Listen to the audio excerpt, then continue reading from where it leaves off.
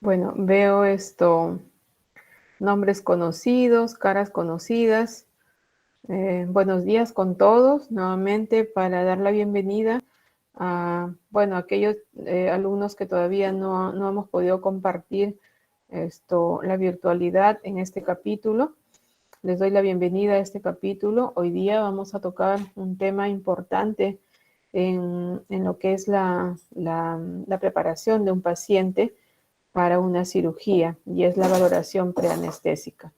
Yo creo que la lista ya la tomamos al final de la clase. Vamos a empezar, estamos retrasados 10 minutos. ¿Alguna pregunta antes de empezar la clase?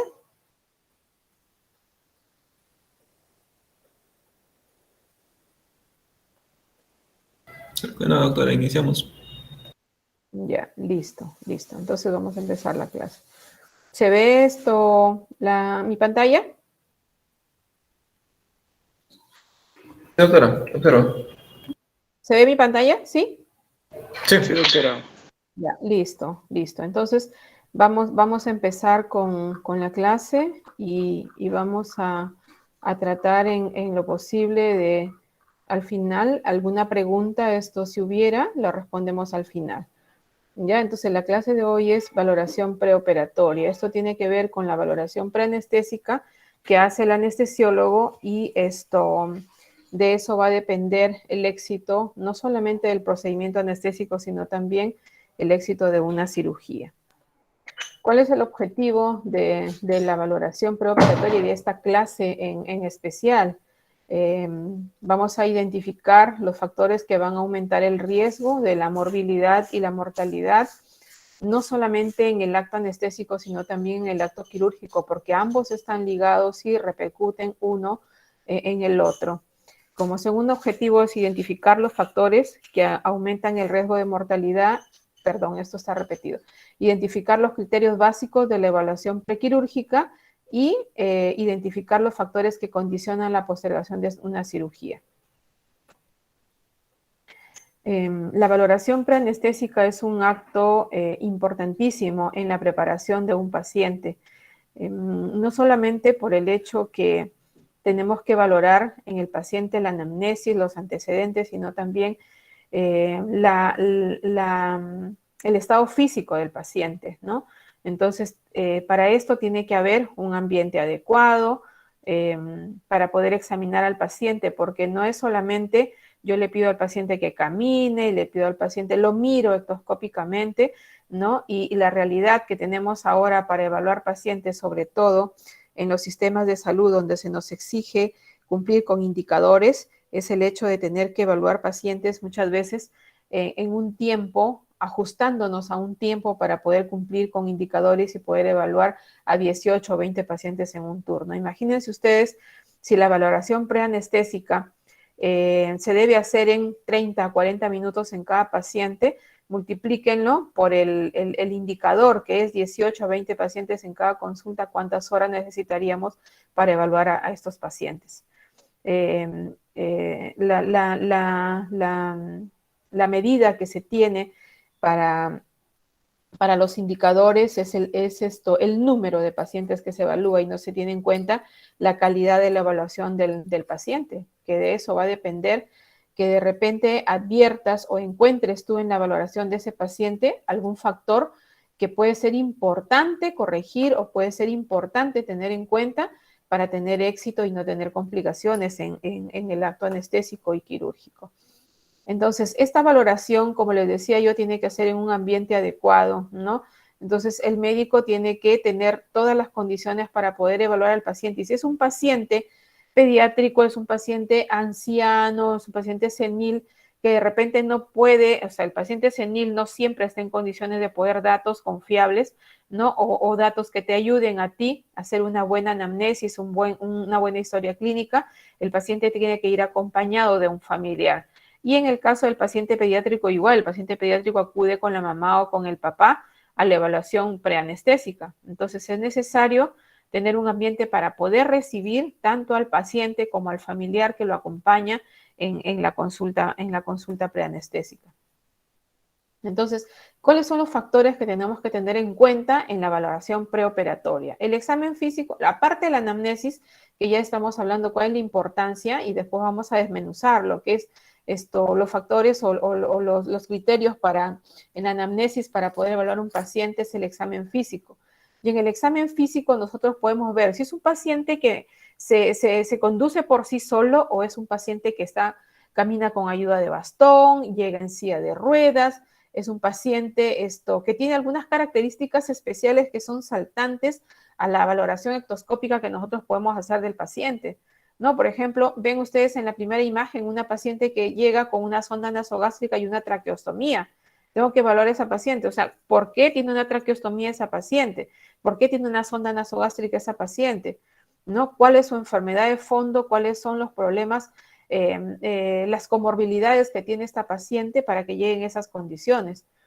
Si es un paciente que tiene disnea, nos damos cuenta que ese paciente respira muy rápido, la frecuencia respiratoria es más de 20 respiraciones por minuto, tiene dificultad para respirar, se cansa para respirar. Entonces, en la observación de ese paciente yo puedo advertir que hay algún problema, o puede ser cardíaco o puede ser pulmonar, ¿no?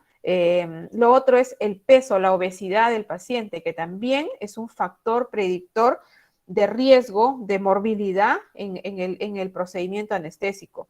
Los edemas que puede traer el paciente, que muchas veces son advertidos en el examen físico, ¿no? A la valoración del paciente, porque no es solamente yo le pregunto al paciente, señora, usted orina cuántas veces al día, cuánto de líquido toma, cuánto orina, para saber más o menos si es que su función renal está conservada, ¿no? Sino que simplemente yo miro al paciente, le reviso los miembros superiores, los miembros inferiores, reviso la columna, y veo que ese paciente tiene edemas. El origen de ese edema es un edema de tipo cardíaco, es un edema de una insuficiencia vascular periférica, ¿no? Que puede tener el paciente. Lo otro es los dedos en palillo de tambor, que también son un signo que me van a indicar a mí que ese paciente tiene alguna patología cardíaca. Y los accesos venosos que yo tengo que evaluar en el paciente, la ingurgitación yugular y el acceso venoso, porque puede ser que ese paciente no tenga condiciones para poder canalizar una vía periférica en los miembros superiores o inferiores, y yo tengo que ver otros accesos como son la yugular, por ejemplo, para poder poner un catéter venoso central si ese paciente no tiene condiciones para un acceso venoso periférico. Lo otro que valoramos, y este es un complemento de lo que vamos a ver después de los factores predictivos de intubación difícil en el paciente, es tan fácil valorar en el paciente estos factores que nos pueden significar a nosotros intubación difícil: la apertura de la cavidad oral y el tamaño de la lengua. ¿Dónde vemos macroglosia? No siempre lo vemos en los pacientes que no tienen patologías que pueden relacionarse con la macroglosia, como por ejemplo el síndrome de Down o el retardo mental, que algunos pacientes tienen macroglosia, sino que algunos pacientes, por la constitución, por la obesidad, también tienen macroglosia. Y la macroglosia es una dificultad para nosotros, es un signo que esto nos va a interferir con la laringoscopía que hacemos nosotros para la intubación endotraqueal cuando se trata de un paciente que va a ser operado con anestesia general. Ahora, no siempre el anestesiólogo que evalúa al paciente en el consultorio preanestésico es el anestesiólogo que va a definir la técnica anestésica. Se puede sugerir, sí, anestesia regional, anestesia general, el bloqueo regional, que puede ser un bloqueo regional selectivo, pero el anestesiólogo que da anestesia en el acto quirúrgico es el que va a decidir la técnica anestésica en el paciente. Esto es el Malampati, que es la valoración para determinar si hay signos predictivos de intubación difícil. Y me apena, vuelvo a repetirlo, realmente que no podamos hacer la práctica de intubación ahorita, o sea, in situ en el paciente, sino vamos a ver de qué manera vamos a agenciarnos. Ya conversé con los chicos de poder alquilar un maniquí y poder hacer la técnica de intubación endotraqueal, porque es importante que ustedes sepan cómo reconocer, por ejemplo, una vía aérea difícil, qué reparos anatómicos tengo que tener en cuenta para poder intubar a un paciente y mi intubación sea de éxito y no una intubación fallida, ¿no? Y poder establecer, sobre todo, disminuir la morbilidad en el paciente por efecto de una intubación difícil. En el Malampati 1 ven ustedes estructuras comunes que podemos advertir a la laringoscopía, la base de la lengua, la epiglotis que podemos ver al fondo y la úvula. En el Malampati 2 ya esto es más difícil, por ejemplo, esto se ve casi la mitad de la úvula, ¿no? Y la epiglotis vemos al fondo. En el Malampati 3 ya no vemos la úvula, ¿no? Y vemos solamente en rezagos, o sea, indicios de lo que es la úvula, perdón, y la epiglotis no, la epiglotis y la úvula ya no se ve.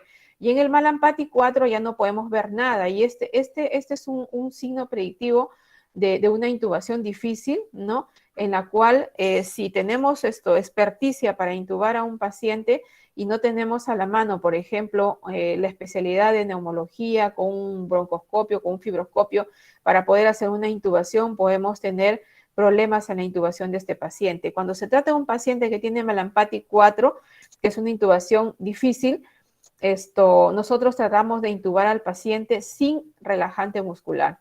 Lo sedamos al paciente, topicalizamos con anestésicos locales, ya hablamos con los chicos de la utilidad del anestésico local, la lidocaína en la topicalización para la intubación.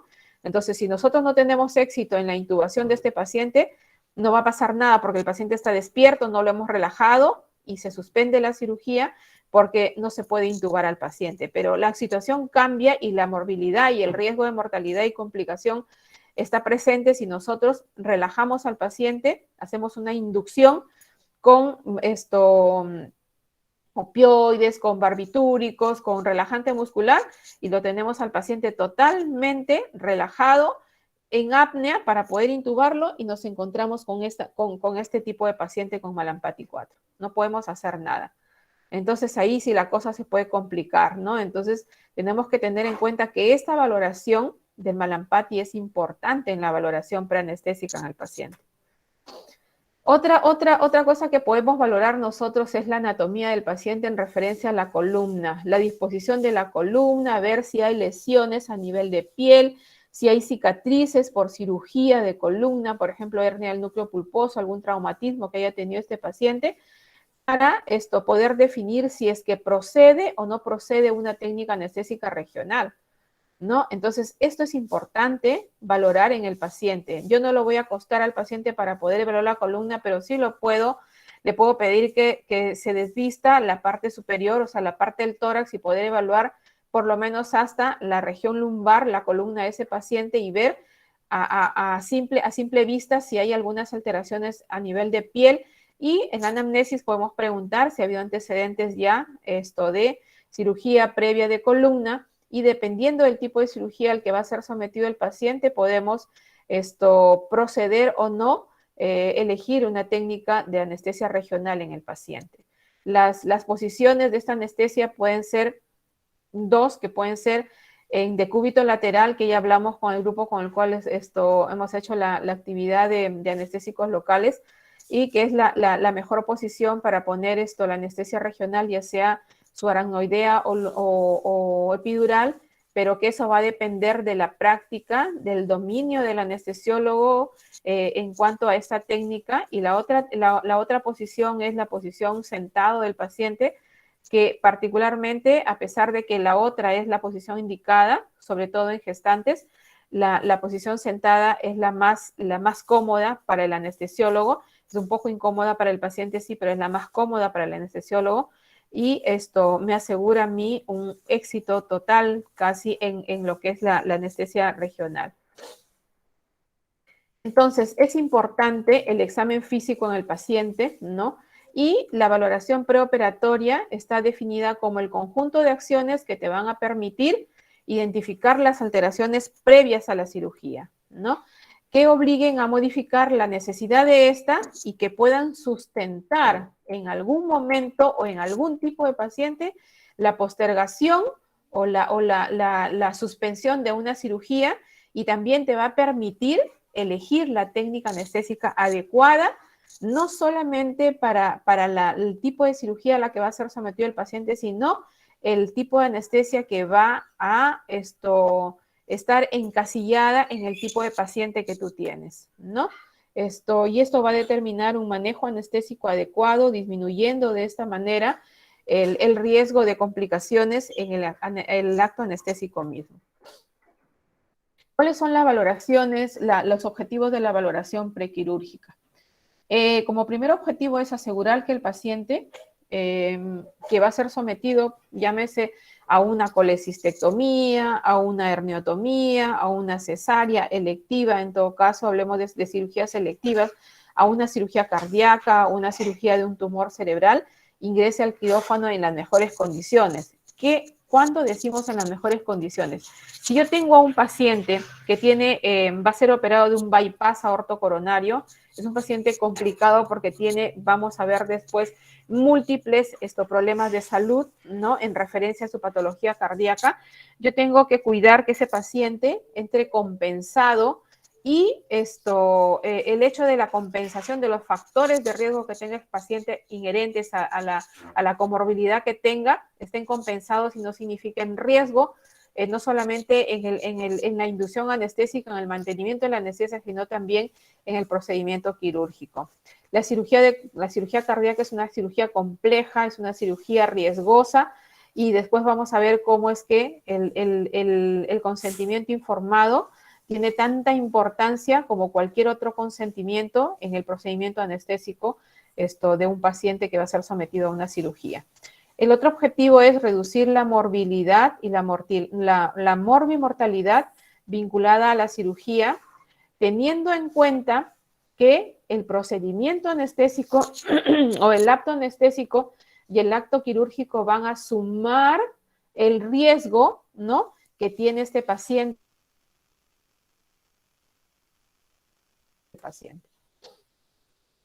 Hablemos del consentimiento informado. El consentimiento informado debe ser un documento claro y preciso. Existe ya un consentimiento informado que está normado por MINSA y que se aplica también en eSalud en referencia a la autorización que hace el paciente del procedimiento quirúrgico, y ahora hablamos del procedimiento anestésico.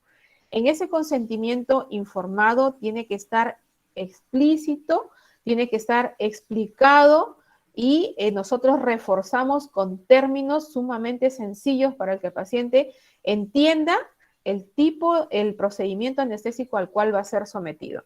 Entonces, una vez que nosotros explicamos al paciente, porque como les decía a los chicos, una cosa es evaluar al paciente en el consultorio de valoración preanestésica y después verlo en el quirófano y explicarle al paciente nuevamente, ¿no?, la técnica anestésica a la que va a ser sometido. Entonces, yo en el consultorio le digo, probablemente esta es la técnica anestésica a la cual usted va a ser sometido para que lo puedan operar, por ejemplo, de una colecistectomía o de una resección intestinal, de una hepatectomía, de una esplenectomía.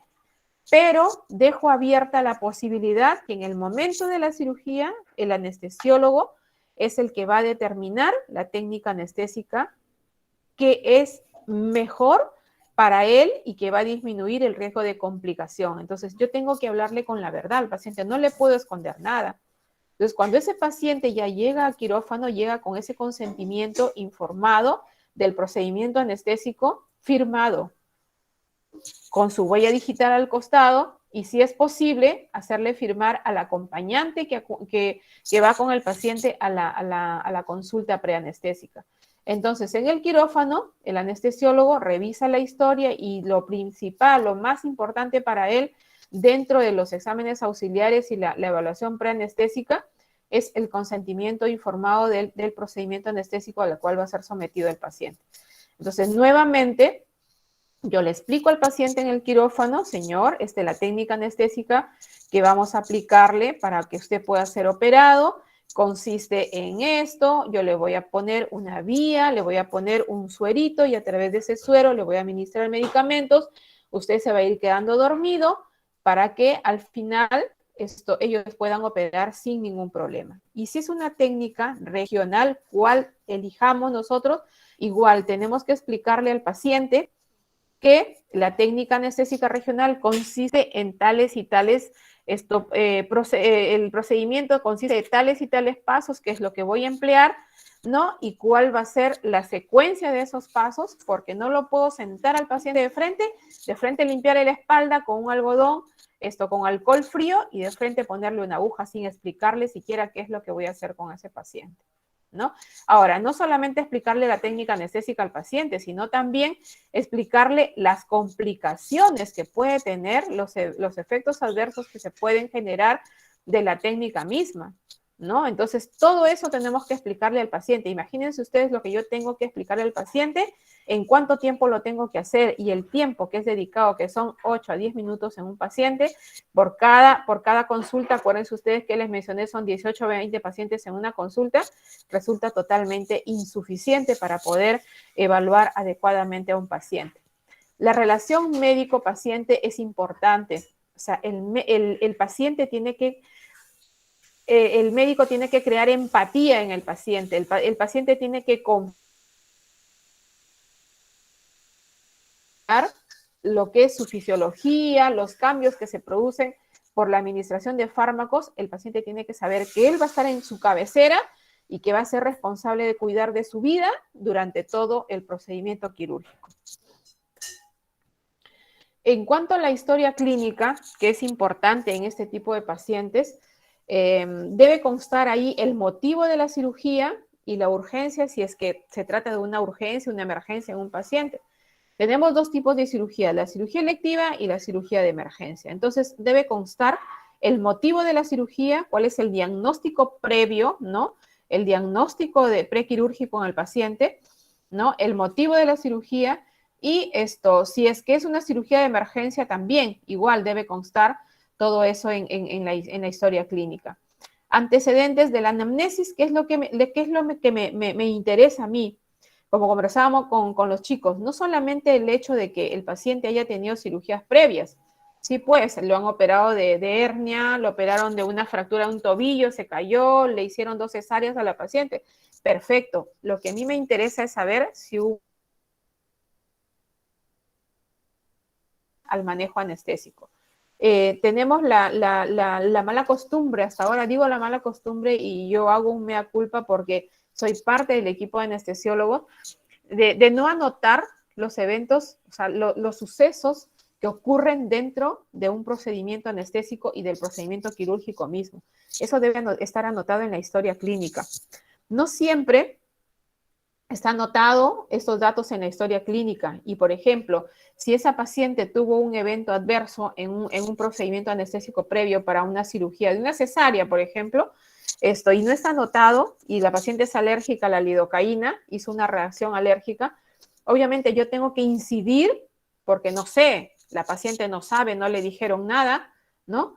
La durmieron a la paciente, la sedaron y despertó en la recuperación y no le informaron sobre el evento adverso que sucedió.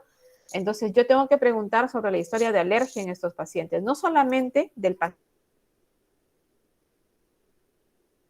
en los familiares, no, porque eso va a determinar la carga genética que tenga el paciente para desarrollar alergias o eventos en referencia a alergias en algún procedimiento anestésico. Los antecedentes patológicos que tenga el paciente, qué comorbilidades tiene el paciente, es hipertenso, es diabético, es hipotiroideo, es hipertiroideo, es un paciente que tiene tratamiento para trastornos del sueño, para ansiedad y depresión, es un paciente que es paciente psiquiátrico, se medica con medicamentos por parte de psiquiatría. Es importante saber todo esto. Cirugías previas, ya cirugías, si ha tenido traumas graves el paciente, ¿no? Medicamentos de uso habitual, qué medicamentos toma ese paciente, si es hipertenso, qué antihipertensivos toma, para saber si es un paciente que llega con una bradicardia, por ejemplo, si el paciente es hipertenso y toma propanolol, por ejemplo, no beta bloqueadores el paciente, entonces voy a poder advertir yo de que ese paciente tiene una bradicardia por efecto del beta bloqueador que está tomando, o si es un paciente que toma medicamentos antipsicóticos, que toma opioides el paciente, ¿no? ¿Qué interacción puede tener con los medicamentos que yo utilizo en la inducción anestésica y en el mantenimiento de la anestesia, ¿no? Es importante saber los nombres de los medicamentos y qué dosis toman diaria estos pacientes.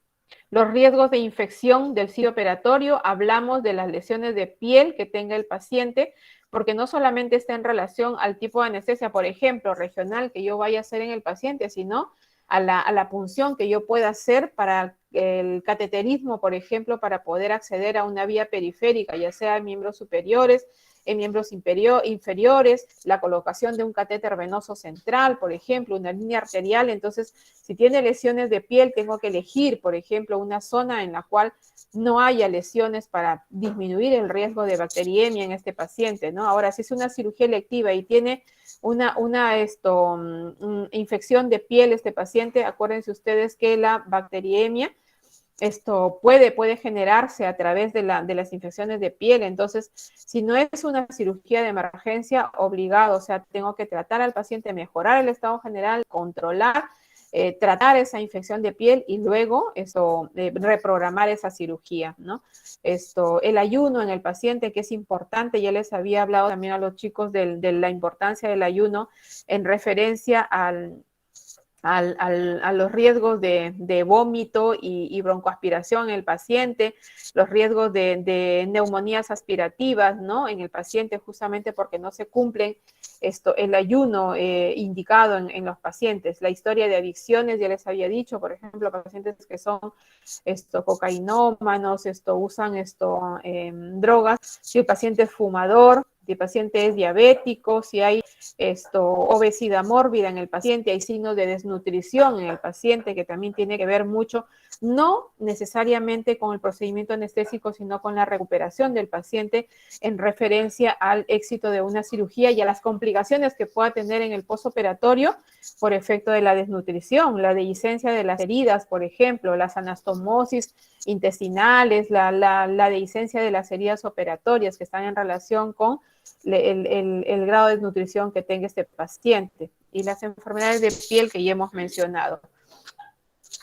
De esta evaluación, que hacemos nosotros, como ya les había mencionado, se pueden generar recomendaciones para mejorar el manejo clínico no solamente en el periodo preoperatorio, sino en el perioperatorio y en el postoperatorio del paciente. Son 3 periodos que tenemos que tener en cuenta y el éxito del manejo en esos 3 periodos va a depender de la evaluación que yo haga y de los factores de riesgo que tenga este paciente para la complicación en estos 3 periodos dentro del procedimiento anestésico y el procedimiento quirúrgico. Las modificaciones anatómicas, ¿no? Las fisiológicas y psicológicas influidas por la preparación para la cirugía y la agresión quirúrgica anestésica en el paciente.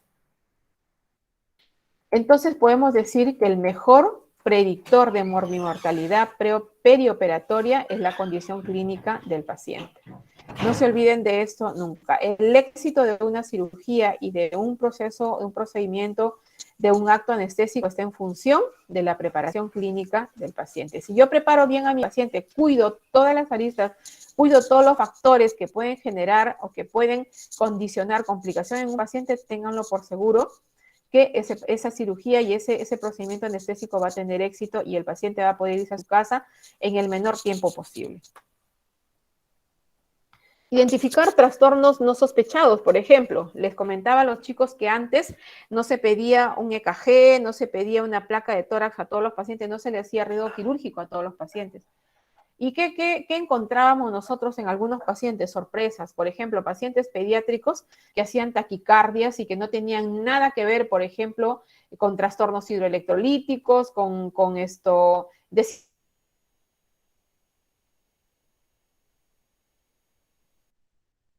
encontramos con una cardiomegalia en un paciente pediátrico. Entonces, esas cosas obligaron a cambiar los requisitos para valorar y para preparar a un paciente en el prequirúrgico, ¿no? Entonces, establecer el riesgo, el nivel de riesgo de la intervención programada es importante y eso tiene que ver justamente con la preparación del paciente. En este caso, si yo encuentro a un paciente que tiene una diabetes mellitus, que a pesar de que tiene tratamiento regular, ya sea con insulina o con hipoglicemiantes orales, y veo que ese paciente maneja cifras altas de glicemia en sus controles que yo evalúo en los exámenes auxiliares, ojo, ¿qué está pasando con ese paciente? Es un paciente diabético que puede hacer una complicación o puede hacer una hiperglicemia en el intraoperatorio o puede ser una hipoglicemia muy severa que puede generar complicaciones muy serias en el manejo de este paciente. Si es un paciente hipertenso, ¿no? Que toma tratamiento, que tiene tratamiento irregular, porque hablamos del cumplimiento del tratamiento y si ustedes hacen un sondeo, una evaluación, así como decimos en las elecciones a boca de urna en los pacientes, no todos cumplen el tratamiento como debe ser en cuanto al manejo con antihipertensivos orales, por ejemplo. Entonces son pacientes que cursan con hipertensión todo el tiempo a pesar del tratamiento y es que le iniciaron tratamiento hace 2 años y continúa con el tratamiento hace 2 años, nunca más fue visto por el cardiólogo y toma solamente cuando se siente mal el paciente. Entonces esos pacientes los pacientes hipertensos son los de más difícil manejo en cuanto a la estabilidad hemodinámica cuando son sometidos a anestesia general y inhalatoria. Tomar las medidas adecuadas para el transporte del paciente hacia donde va y desde el quirófano en el caso de requerirse cuidados especiales. Por ejemplo, determinar si es un paciente que va a ser operado de una cirugía cardíaca o un tumor cerebral, yo tengo que anticiparme a sugerir que ese paciente debe hacer el posoperatorio en una unidad de cuidados especiales, en una unidad de cuidados críticos. Eso va a asegurar el adecuado manejo de ese paciente en el posoperatorio inmediato, ¿no? Entonces, me anticipo yo a que puedan presentarse complicaciones por el hecho de que es un paciente que no está en una unidad de cuidados intensivos. Optimizar la ecuación costo-beneficio del procedimiento a llevar a cabo sin disminuir la calidad de atención. Yo creo que cuando se trata de la calidad de atención y de la salud de un paciente, lo que es costo en cuanto al costo económico no tiene nada que ver, o sea, eso es irrelevante. Entonces, otros factores que nos ayudan a una evaluación adecuada en el paciente y al examen físico es en referencia a las preguntas que nosotros hacemos y a situaciones especiales que nosotros debemos tener en cuenta como son el peso y la talla. Hablábamos con los chicos que es importante el peso para complementar el hecho de que ectoscópicamente yo sé que es un paciente que tiene obesidad mórbida, que es obeso, y que no solamente va a significar un riesgo, ¿no? En el paciente, desde el punto de vista anestésico, el manejo anestésico, sino también de repente la complicación quirúrgica que pueda tener ese paciente, sino que el peso está en relación justamente y la talla al índice de masa corporal y el peso básicamente para el uso de los medicamentos, ¿no? Para el uso de las drogas que nosotros empleamos en la inducción, el mantenimiento anestésico y en el manejo del dolor postoperatorio. Es importante el estado general y cardiopulmonar del paciente, ya habíamos dicho. Si es un paciente que tiene antecedentes o historias de EPOC, por ejemplo, que tiene antecedentes de secuelas de TBC, que es un paciente que ha tenido, por ejemplo, COVID y que tiene secuelas del punto de vista respiratorio, tengo que asegurarme que ese paciente entre en las mejores condiciones. Antecedentes hematológicos, hemostasia, historia personal o familiar de sangrados, por ejemplo, ¿no? De coagulopatías, anemia en el paciente. Y otra de las cosas que es importante valorar, y esto es algo que los chicos incidieron ese día también, es en la posibilidad de embarazo. Si es gestante y es una paciente joven, tenemos que descartar la posibilidad de embarazo, sobre todo cuando se trata de una cirugía de emergencia, que es una cirugía que tiene que darse sí o sí, porque está en riesgo la vida del paciente. Ahora, si es una paciente de una cirugía electiva y la paciente no sabe, por ejemplo, que está embarazada, yo tengo que asegurarme que esa paciente tenga un test de embarazo negativo, ¿no? Experiencias quirúrgicas previas, experiencias anestésicas previas, historia de tabaquismo, alcoholismo y otros según los hallazgos que podamos encontrar en la anamnesis del paciente. Ahora, ¿qué factores de riesgo son inherentes al paciente? La condición clínica, ya habíamos hablado de eso. La condición clínica son inherentes, o sea, los factores de riesgo que están en relación a la condición clínica son los que van así, en primera instancia son los de importancia cuando hacemos nosotros anamnesis en el paciente. La edad del paciente, si es un paciente pediátrico, si es un paciente adulto joven, si es un paciente geriátrico, los dos extremos de la vida son importantes. ¿Por qué? Porque son los que van a presentar en la práctica diaria, son los que generalmente presentan el mayor número de complicaciones, ¿no? La naturaleza y la antigüedad de la enfermedad. ¿Cuánto tiempo es diabético? ¿Cuánto tiempo es hipertenso? ¿Cuánto tiempo toma antihipertensivos? ¿Con qué se medica su diabetes? ¿No? La existencia de patologías preexistentes o concomitantes que también son importantes. Los factores relacionados con la cirugía son la anestesia, que ya hablamos. Las complicaciones se pueden dar en la anestesia en el periodo de la inducción, ¿no? Y en el mantenimiento y en la educción del paciente. Son los dos extremos que son la inducción y la educción del paciente, son los momentos más críticos donde se pueden dar el mayor número de complicaciones. El carácter, la duración y la complejidad de la operación, que también es importante, ¿no? ¿Cuánto tiempo va a durar esa operación? Es una cirugía de 5 horas, 6 horas, 7 horas, como por ejemplo la cirugía cardíaca, ¿no? Que dura a veces hasta 8 o 10 horas, dependiendo del tipo de cirugía y de las complicaciones que se puedan presentar. Si es de carácter electivo o de urgencia una cirugía, la experiencia que tenga el equipo que va a intervenir en la cirugía, ¿no? Porque eso va a determinar también el riesgo de complicación en un paciente. Un paciente que llega con un taponamiento cardíaco, no hay cirujano cardiovascular, por ejemplo, ¿qué haces en ese momento?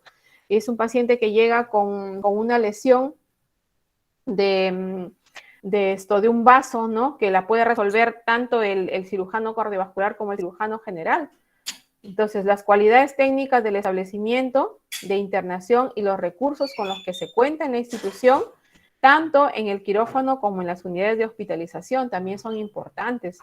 Como les decía yo, un paciente que requiere de una unidad de cuidados intensivos y llega a un hospital donde no tiene unidad de cuidados intensivos, imagínense ustedes cuál es el pronóstico de la evaluación y la recuperación de ese paciente.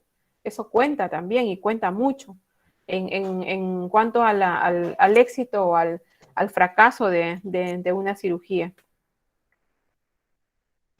Enfermedades concomitantes en relación a enfermedades pulmonares, como por ejemplo la enfermedad pulmonar obstructiva crónica, descompensada, los procesos respiratorios bajos como las neumonías intrahospitalarias, un paciente que está esperando un mes y medio hospitalizado para una cirugía oncológica, por ejemplo, ¿no? Y que hace una neumonía intrahospitalaria, las bronquitis complicadas también en los pacientes.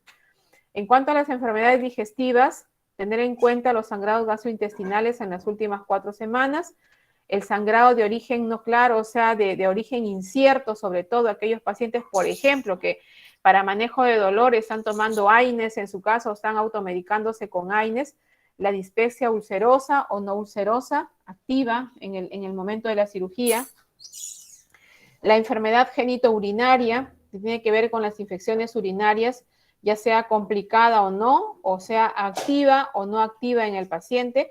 En los pacientes geriátricos, por ejemplo, las enfermedades genitourinarias, la mayoría de ellas son asintomáticas. El paciente simplemente cursa con sueño prolongado, o sea, el paciente está durmiendo todo el día, no hace fiebre, necesariamente el paciente geriátrico, por eso son atípicas. El cuadro clínico es atípico en el paciente geriátrico en cuanto a infecciones de vías urinarias, ¿no? La enfermedad metabólica, que puede ser una diabetes mellitus descompensada o no controlada, hipertiroidismo sintomático, hipotiroidismo sintomático, y la enfermedad renal, aquella que tiene descompensación aguda, por ejemplo, un paciente que se descompensa, un renal que se dializa y que no lo dializaron por falta de cupo para la diálisis, de un paciente que hace una apendicitis aguda y que tiene que ser operado, pero es un paciente que está descompensado. Ahora, ¿qué exámenes de laboratorio debemos tener en cuenta en un paciente? En el enfermo estable, basta con contar con controles clínicos y de laboratorio normales. Estamos hablando de un paciente que no tiene comorbilidades y que hace una apendicitis aguda y lo van a operar de una apendicitis aguda. En el paciente crítico, si el tiempo destinado al perioperatorio lo permite, evaluar el estado clínico y los resultados del laboratorio, que son importantes. En el paciente estable, en el paciente para una cirugía programada, yo tengo que evaluar todos los factores, les dije, para poder asegurar que ese paciente ingrese en las mejores condiciones a quirófano. Llámese historia clínica, anamnesis, exámenes auxiliares, examen de orina, glicemia, urea, creatinina, perfil de coagulación, ¿no? Hemograma completo en ese paciente. Pero en el paciente crítico, si el tiempo lo permite, ¿no? Yo tengo que evaluar los exámenes más importantes, o sea, más urgentes. Por ejemplo, el hemograma, la hemoglobina y el hematocrito en ese paciente, la glicemia en ese paciente en ese momento y el perfil de coagulación, ¿no? Eso es importante.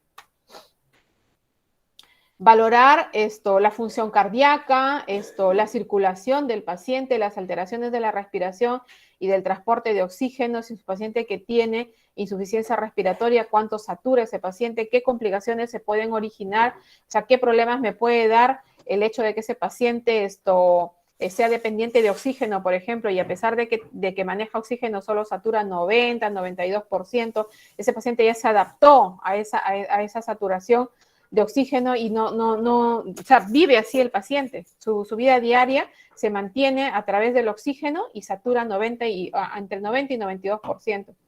Las perturbaciones metabólicas, las alteraciones metabólicas que tenga este paciente, el posible compromiso séptico que pueda tener en referencia a infecciones, ya sea de foco dérmico, foco urinario, foco respiratorio, ¿no? El estado hematológico del paciente, las alteraciones que tenga el tracto gastrointestinal, del tracto urinario y del sistema nervioso. Si yo encuentro alguna anomalía en el paciente, mi obligación es corregir, ¿no? Las alteraciones, corregir, y si es un paciente de emergencia, esto debe ser en forma agresiva. Si es un paciente que está con 5 de hemoglobina porque está sangrando, de hecho, si no entro a quirófano va a sangrar, pero tengo que por lo menos estabilizarlo ese paciente y probablemente ya tenga las plaquetas bajas, tenga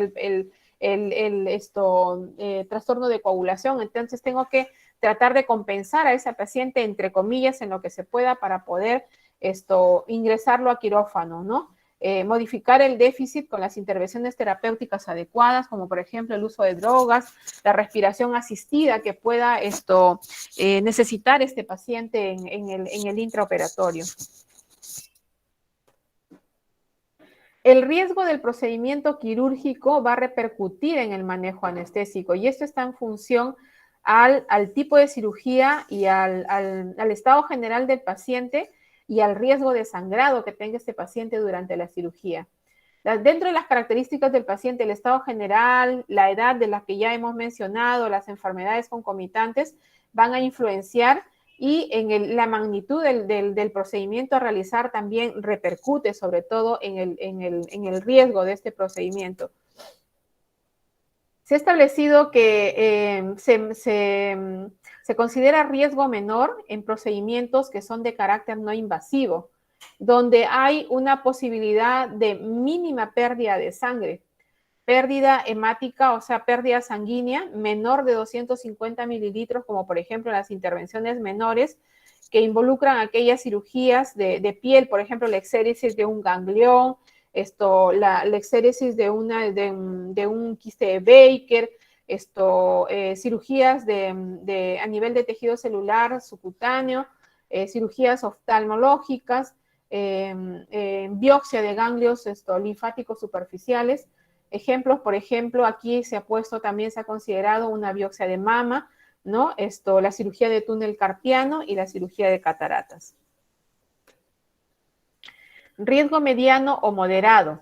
Procedimientos limitados en cuanto a la naturaleza invasiva, son medianamente invasivos. Usualmente las pérdidas sanguíneas consideradas aquí son mínimas o leves y el riesgo es bajo en referencia al paciente independientemente del procedimiento anestésico porque eso es cuestión aparte, ¿no? Pérdida hemática menor de 500 mililitros con un ingreso limitado al abdomen, ¿no? Por ejemplo, una cirugía laparoscópica, una colecistectomía laparoscópica, corrección de una hernia diafragmática por laparoscopía, cirugías de cuello o extremidades, con objetivos solamente diagnósticos, las laparoscopías diagnósticas, las artroscopías diagnósticas, o terapia quirúrgica menor sin resecciones o alteraciones importantes de órganos. Por ejemplo, ya mencioné la cirugía laparoscópica para lisis de adherencias a través de un laparoscopio. Riesgo alto o mayor en referencia a procedimientos ya invasivos que involucran pérdidas sanguíneas mayores o hasta de 1.500 mililitros, ¿no? Donde hay apertura de cavidades como de abdomen, de tórax, ¿no? En algunos casos, y ejemplos, las colecistectomías, la cirugía de resección intestinal o reconstructiva del aparato digestivo, la cirugía ortopédica reconstructiva, ya sea de cadera, de hombro, de rodilla, los reemplazos de articulaciones en este caso. Y las cirugías de riesgo severo, aquí están ubicadas las cirugías grandes, las cirugías con procedimientos que imponen un riesgo mayor para el paciente. Estadía prevista en la unidad de cuidados intensivos con una pérdida sanguínea mayor a 1.500 mililitros. Aquí están ubicados los procedimientos o las cirugías cardiotorácicas, ¿no? Las neumonías, sobre todo aquellas cirugías para resecciones de tumores cerebrales, los procedimientos mayores en la orofaringe, ¿no? Una microcirugía de laringe, por ejemplo, o de tumores laringios, cirugía mayores vasculares, esquelética o neurológica, aneurismas de aorta abdominal, por ejemplo, reparación de cifosis o escoliosis en cuanto a columna. Ahora, el estado físico del paciente y la estratificación del riesgo en referencia a la valoración del ASA, ¿no? Establecido por la Sociedad Americana de Anestesiología, es un predictor de la evolución del paciente. No permite tomar decisiones anestésicas. ¿Por qué? Porque el tipo de anestesia va a depender del procedimiento quirúrgico que se va a realizar en el paciente. Y ya me imagino que ustedes están revisando también con los docentes, los que no han hablado del ASA todavía o de repente ya lo han tocado este tema en referencia a la valoración del estado físico del paciente. La valoración en referencia a los grados, el ASA 1, ASA 2, ASA 3, ASA 4, ASA 5 y ASA 6, donde el ASA 1 es un paciente sano que ingresa por una patología electiva, por ejemplo, una herniatomía, no tiene comorbilidades el paciente. En el ASA 2 ya tiene una enfermedad sistémica, sin limitaciones en las actividades diarias, es una patología que está compensada, no significa riesgo para el paciente.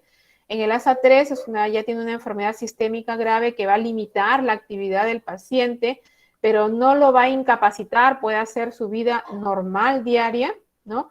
Tiene episodios de descompensación. En el ASA 4, una enfermedad sistémica incapacitante, ¿no? Que es una amenaza constante para la vida del paciente, de una insuficiencia cardíaca, por ejemplo. En el ASA 5, paciente moribundo, que no se espera, que a pesar de la cirugía no se espera que sobreviva más de 24 horas, y esto tenemos que tener en cuenta cuando hacemos la valoración del paciente, la información al familiar del paciente es necesario hacerle conocer al familiar del paciente que es un estado donde el hecho que se opere o no se opere el paciente, el pronóstico y la evolución va a ser la misma en ese paciente. Y el ASA 6, donde está considerado acá el paciente en muerte cerebral.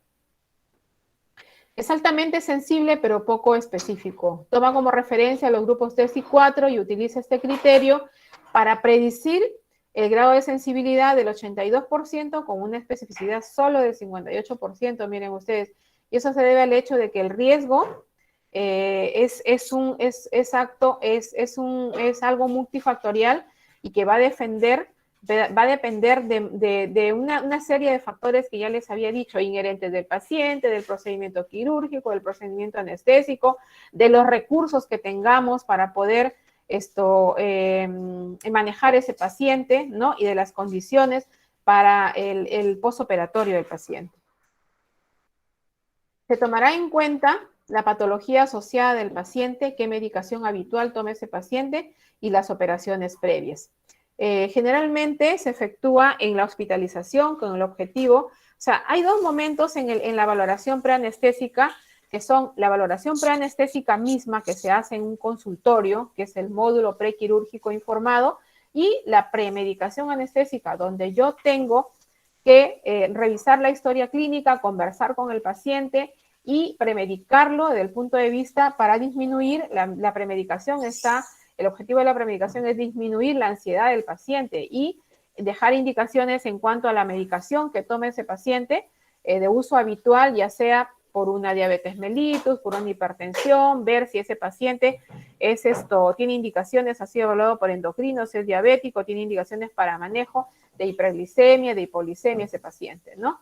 Para reducir al mismo tiempo la hospitalización preoperatoria y la complicación postoperatoria en el paciente. Ahora, nos podemos hacer una pregunta que justo conversaba con los chicos en la última reunión que tuvimos. ¿Deben sustituir los exámenes complementarios los beneficios de una adecuada historia clínica y un complemento físico en el paciente? De hecho, no. Si es una cirugía electiva, no puede ser sustituida la historia clínica, la anamnesis y el examen físico del paciente. Se tiene que dar. O sea, es parte del acto médico de la valoración preanestésica en el paciente, una adecuada historia clínica. Ya les he mencionado por qué la anamnesis es importante en el paciente, el examen clínico que es importante y el examen físico importante en el paciente. En la cirugía de emergencia, esto muchas veces se obvia por la condición crítica del paciente y la premura de la intervención quirúrgica de emergencia, no sin dejar de lado evaluar al paciente e informar al paciente y hacer firmar el consentimiento informado de anestesia al familiar del paciente. Casos en los que no se puede confeccionar una historia clínica precisa y completa, ya sea por la alteración física o mental del paciente, pero siempre hay un familiar que está acompañando al paciente. Entonces, no puede haber justificación para no hacer una historia clínica y con una anamnesis adecuada en el paciente.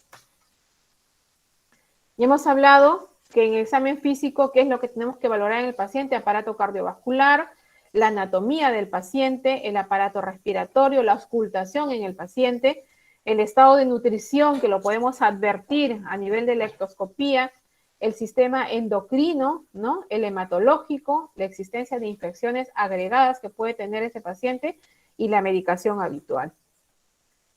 ¿Qué factores de riesgo? Desde el punto de vista cardiovascular, antecedentes de angina de pecho, antecedentes de disnea, antecedentes de infartos de miocardio previos en el paciente, la insuficiencia cardíaca, la arritmia no sinusal, la presencia de extrasístoles ventriculares por más de 5 por minuto, diagnóstico de estenosis aórtica, insuficiencia mitral, historia de infartos, como ya les había repetido.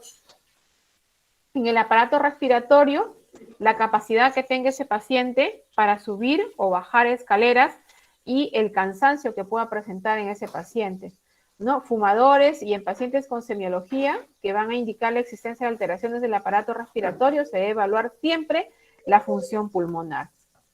El estado nutricional. Se ha establecido que la pérdida de más del 12% del peso en un semestre previo a la cirugía se va a asociar con complicaciones postoperatorias desde el punto de vista quirúrgico en el paciente. Retardo en la cicatrización, insuficiencia inmunológica, insuficiencia respiratoria, edemas periféricos y el laboratorio, alteraciones del proteinograma y la obesidad mórbida que podemos diagnosticar en el paciente. Otros factores son la ictericia y la insuficiencia hepática en un paciente, por ejemplo, con cirrosis hepática, pacientes con ictericia, antecedentes de coagulopatía, un paciente con cirrosis que cursa con coagulopatía, con ascitis, alteraciones de electrolitos, la disfunción renal, los cuadros de encefalopatía que pueden acompañar al paciente. En el sistema endocrino, tener en cuenta los pacientes que padecen de hipertiroidismo, los diabéticos, los de feocromocitoma, la insuficiencia suprarrenal, terapia con esteroides, ¿no? En el semestre previo a la intervención quirúrgica. Y en el sistema hematológico, los trastornos de coagulación, la presencia de petequias, púrpuras, esplenomegalia que podemos advertir en el examen físico del paciente. Factores de riesgo de flebotrombosis postoperatoria y embolismo pulmonar que puede ser secundario a hipercoagulabilidad, deficiencia de antitrombina 3, el uso de anticonceptivos orales que puede estar asociado al tromboembolismo pulmonar, ¿no? Historia de cáncer, éxtasis como por obstrucción del flujo venoso, insuficiencia cardíaca congestiva, ¿no?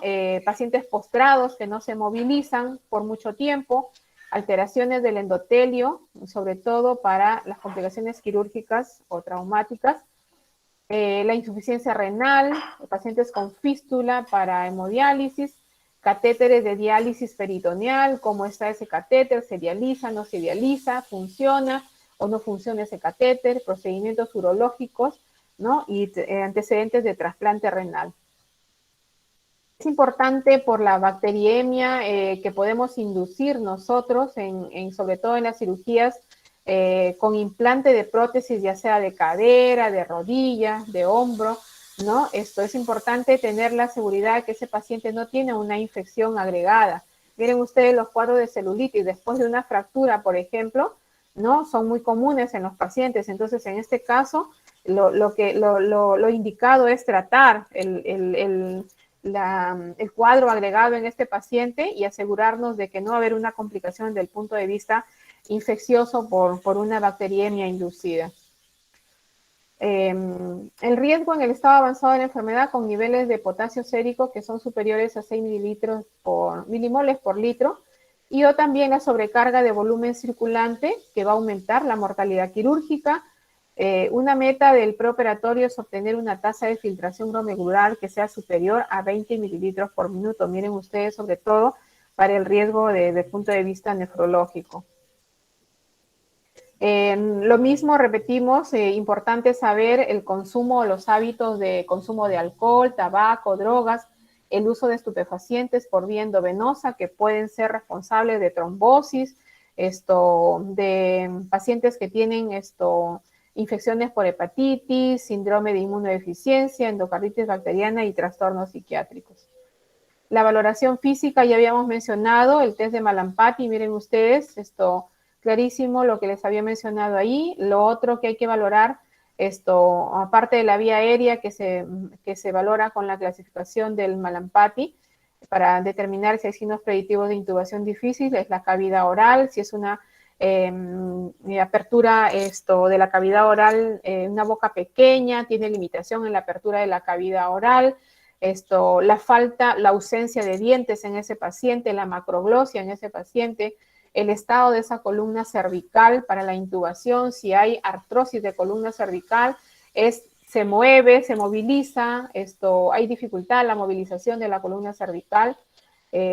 También alteraciones a nivel de la columna dorso-lumbosacra, lesiones en la piel, repito, el acceso venoso, si es fácil, si es difícil, las zonas para el acceso arterial en ese paciente si tengo necesidad de canalizar un monitoreo invasivo a través de la medición de la presión arterial invasiva, ¿no? Y el otro test que también está considerado es la laringoscopía. En la laringoscopía es el Korman-Lehmann, que también está clasificado en 4 grados, ¿no? Donde también está en relación a la anatomía y los reparos anatómicos que nosotros podemos visualizar en el momento de la laringoscopía.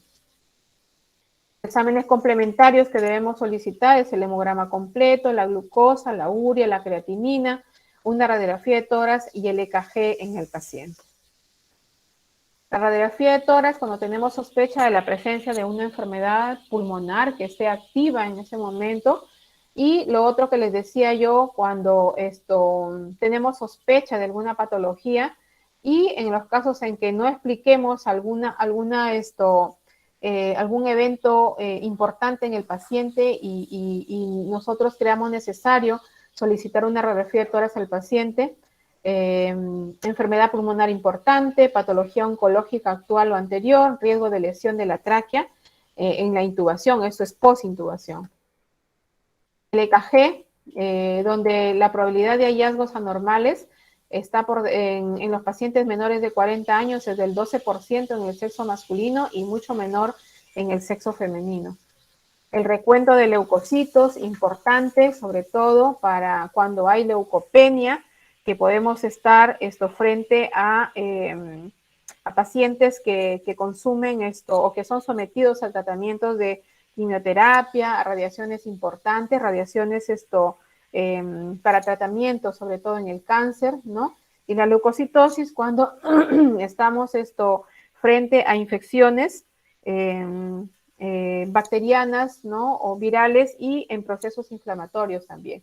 Y los trastornos de coagulación para que tienen relación con las complicaciones trombóticas y tromboembólicas, el uso de AINES, ¿no? Ácido acetil salicílico, que van a alterar los resultados sobre todo de la calidad de las plaquetas y lo otro, el perfil de coagulación. Un recuento de plaquetas menor a 50.000, esto es indicativo de un riesgo de sangrado en el paciente. Tenemos que cuidar esto en el paciente.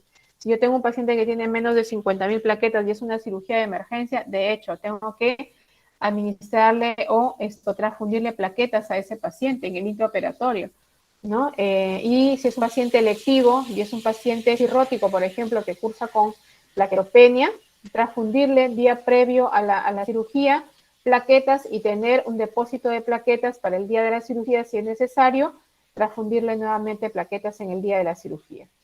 La glicemia, sobre todo en los pacientes obesos que padecen de arteriosclerosis, patología vascular periférica o coronaria. Y el recuento de electrolitos en pacientes con tratamiento con diuréticos, pacientes con insuficiencia renal crónica terminal que se dializan o se hemodializan o le realizan diálisis peritoneal, pacientes críticos hasta 3 o mayor. Importante, la urea y la creatinina, el deterioro del 50% va a indicar baja filtración glomerular, útil en pacientes que van a tomar medicamentos de exclusión renal, sobre todo en ellos. Y el examen de orina para descartar que haya una patología urinaria asintomática y que me pueda significar riesgo de complicación desde el punto de vista infeccioso, ¿no? Estudios especiales, riesgo cardiovascular, si el paciente lo amerita, ¿no? Y si yo encuentro que es un paciente que tiene una hipertensión no controlada, que tiene signos de insuficiencia cardíaca y que no ha sido valorado por el cardiólogo, el paciente, yo estoy en la obligación de pedir una interconsulta a la especialidad para que sea evaluado, ¿no? Predictores de complicaciones cardíacas, el infarto de miocardio a los 6 meses previos a la cirugía, la edad mayor de 70 años y evidencia de insuficiencia cardíaca congestiva. ¿Qué debemos vigilar en el paciente? Si hay contracciones ventriculares prematuras, si hay taquicardia supraventricular, si hay descartar si hay angina inestable en ese paciente. El hecho de que sea un paciente con alto riesgo cardiológico me va a significar a mí el hecho de que ese paciente tenga que ser monitoreado desde el punto de vista invasivo y con un manejo farmacológico agresivo. Bueno, eso es en cuanto a la valoración preanestésica del paciente. Esto es la práctica de intubación que hacíamos nosotros con las promociones anteriores hasta el 2019. Es una práctica que le hemos hecho regularmente en todos los capítulos de anestesia, particularmente yo he hecho esta práctica con los alumnos, donde hemos podido abordar todos los requisitos, las consideraciones anatómicas y las complicaciones que se pueden ocasionar o que se pueden relacionar con la intubación.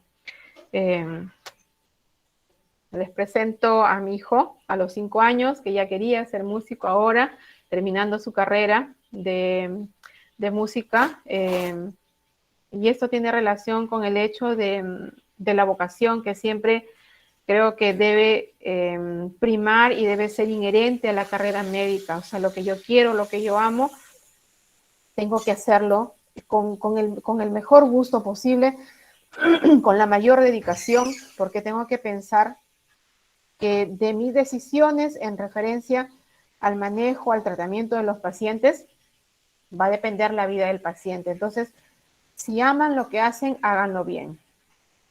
¿Alguna pregunta, chicos?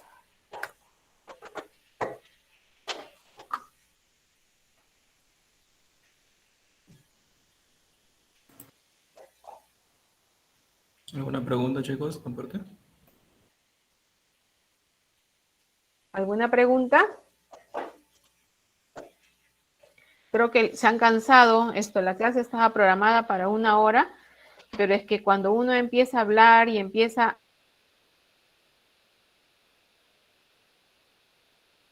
a ver la importancia de todo lo que tenemos que ver en evaluación preanestésica, nos queda corto el tiempo realmente. Vuelvo a repetir, el hecho de que tengamos solamente 2 días dedicados para hacer la parte teórica, ¿no? de un capítulo de anestesia que antes hacía en 6 o 7 días.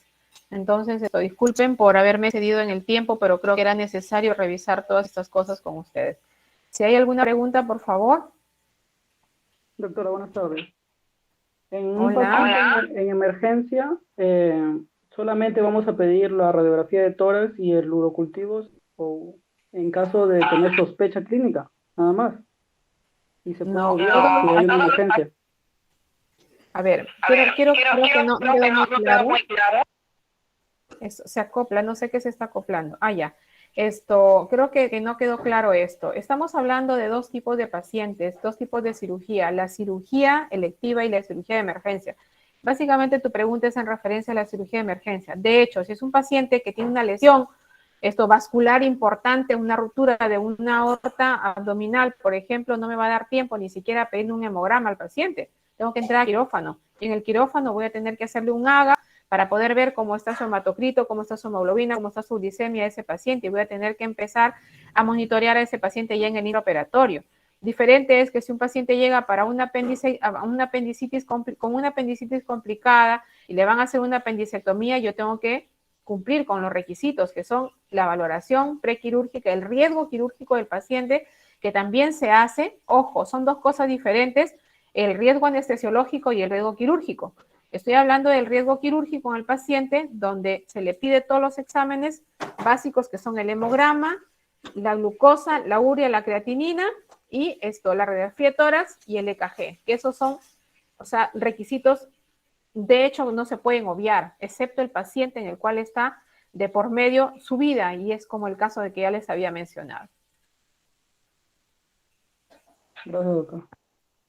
Listo. ¿Alguna otra pregunta?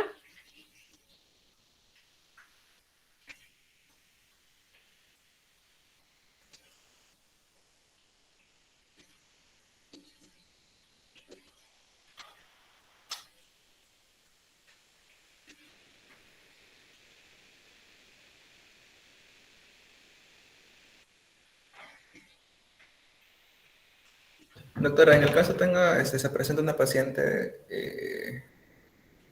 que, a ver, es su primer embarazo, y tiene hipertensión.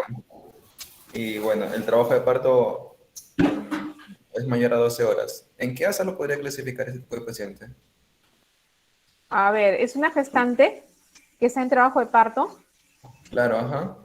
El embarazo no es una patología, es una condición fisiológica. No, pero al ser hipertensa, ¿no lo podríamos clasificar en algún tipo de ASA? Si la paciente es hipertensa, es un ASA 2. La paciente, a ver, ya te entendí tu pregunta. Tiene una comorbilidad que es hipertensión, ¿verdad? ¿A eso te refieres? Ajá. Ya, Sí. es una paciente ASA 1, porque si la presión arterial está controlada, es un ASA 1. Ahora, si es una paciente que tiene preeclampsia, ¿no? Ya cambia su condición, es un ASA 2. Ya. Depende de la complicación, entonces. Por aquí veo, está Jean-Pierre en esta promoción, ¿verdad? Jean-Pierre. Jean-Pierre Monge. Doctora, buenas tardes, ¿qué tal? ¿Cómo le va? Hola, Jean-Pierre, ¿cómo estás? ¿Qué tal? ¿Qué tal? Bueno, Veo, no. Bueno, a Jean-Pierre lo recuerdo porque fue el delegado. sí, doctora. Ahora, sí. Bueno, chicos, Bien. realmente es un gusto trabajar con ustedes, pero desde el punto de vista, o sea, de la tranquilidad como docente de este capítulo, no estoy tranquila realmente con el tiempo, con el poco tiempo que tenemos para desarrollar este capítulo. Me quedo con las ganas, me quedo con ese sinsabor de no poder darle más cosas en este capítulo realmente. ¿Alguna otra pregunta, chicos? Creo que ya están hipoglicémicos ustedes también.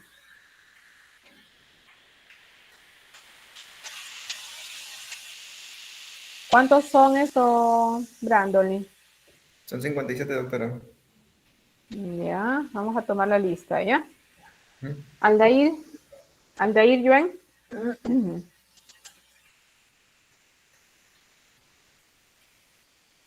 Ya está.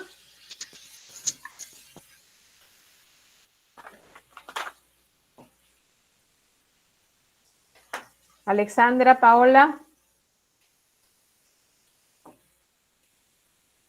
Buenas tardes, doctora presente. Hola, Angie, Santa Cruz.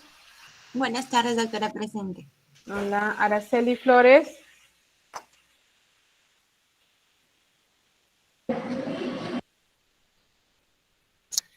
Augusto, David, John Top. Presente, doctora, buenas tardes. Hola, ¿cómo estás? Brandolis está presente. Eloy Díaz. Buenas tardes, doctora, presente. Carlos Figueroa. Hola. Presente, doctora, buenas tardes. Hola, Carlos. Carlos Martín. Presente, doctora. Hola, Cristian Ricardo. Presente, doctora. Hola, Dani Malca.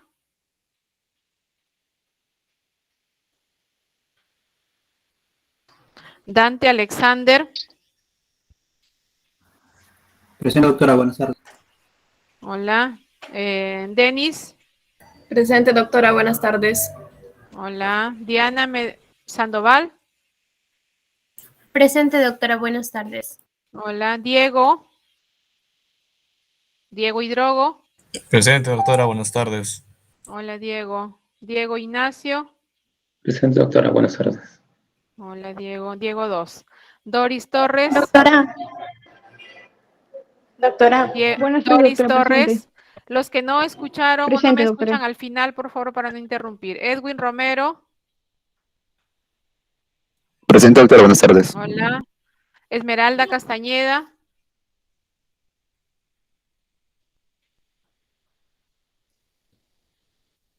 Francisco Javier. Presente, doctora, buenas tardes. Hola, Fresia Luna. Presente, doctora, buenas tardes. Hola, Héctor Manuel. Presente, doctora, buenas tardes. Hola, Héctor. Irwin. Buenas tardes, doctora, presente. Hola, Jacqueline. Buenas tardes, doctora presente. Hola, hija. Jean-Pierre, presente. Wilson Pérez. Buenas tardes, doctora, presente. Hola, John Tarrillo. Doctora, buenas tardes, presente. Hola, hijo. José Joaquín Romero. Buenas tardes, doctora, presente. Hola, José Marco Muñoz. Buenas tardes, doctora, presente. Hola, José Reina. Buenas tardes, doctora, presente. ¿Qué tal, José? José Berríos.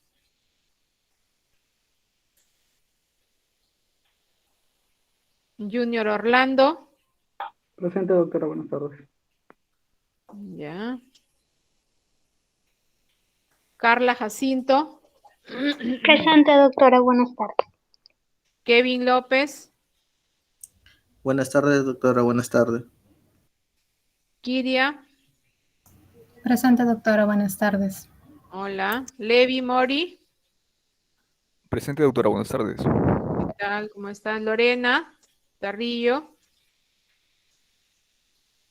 Presente, doctora. Buenas tardes. ¿Qué tal? Luciana Belén. Presente, doctora. Buenas tardes. Hola. Luis Cristian. Presente, doctora. Buenas tardes. Hola. Luis Tocto. Presente, doctora. Buenas tardes. Luz Herrera. Presente. Buenas tardes, doctora. Priscila. Presente, doctora. Buenas tardes. Hola. Mario Niño. Buenas tardes, doctora, presente. Hola, hijo.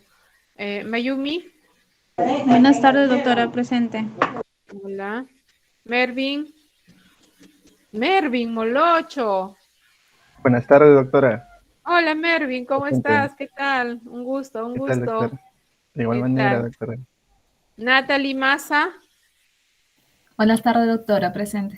Hola. Oscar Chimpén. Buenas tardes, doctora. Presente.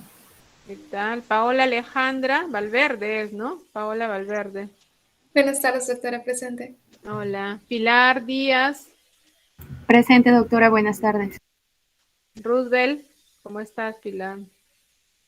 Buenas tardes, doctora, presente. Hola. Wilder Giancarlo. Presente, doctora. Buenas tardes. ¿Qué tal? ¿Cómo estás? Willy Santiago Salazar.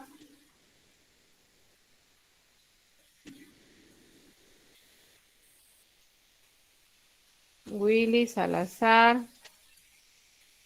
No está. Yair Vázquez. Presente, doctora, buenas tardes. Hola. Y Jennifer Alexandra. Presente, doctora. Buenas Hola. tardes. Alguien que no haya llamado, por favor. Hola, Jennifer. O alguien que no haya escuchado. Buenas tardes, doctora. Yo en Yaipen se escuchaba un poco mal. Ya, sí te he considerado. Doctora, ¿Alguien buenas más? tardes. Araceli. Sí, Araceli, creo que no me escuchó. Ya. No te Gracias. preocupes. Sí, estás invitada. Ya. ¿Quién más? ¿Alguien más? Doctora, buenas tardes. Castañeda Ramírez, por favor. ¿Tu nombre? Esmeralda Rubio. ¿Alexandra? Ah, Esmeralda, Esmeralda. ¿no? Ya. Ujú. Ya está. Listo. Ok, ¿Alguien doctora, más? gracias. Nadie más. Bueno, chicos, ha sido un gusto compartir con ustedes el tema de hoy. Bueno, ya nos reencontramos con los grupos que le toquen rotar conmigo y en la próxima clase. Ya, yo voy queda grabada la clase y si no yo les voy a mandar igual a su delegado para que tengan la clase, ¿ya? Ya, doctora, gracias. Felices fiestas, un abrazo para cada uno de ustedes. Feliz Navidad, feliz Año Nuevo, por favor. Gracias, doctora. Felices fiestas. Igualmente, felices fiestas, doctora. Un abrazo para Felices el fiestas, doctora. De igual manera, Gracias. felices fiestas para La ustedes. grabación, doctora, no olvide tenerla. Bendiciones, chicos, para ustedes en estas fiestas de Navidad. Bendiciones.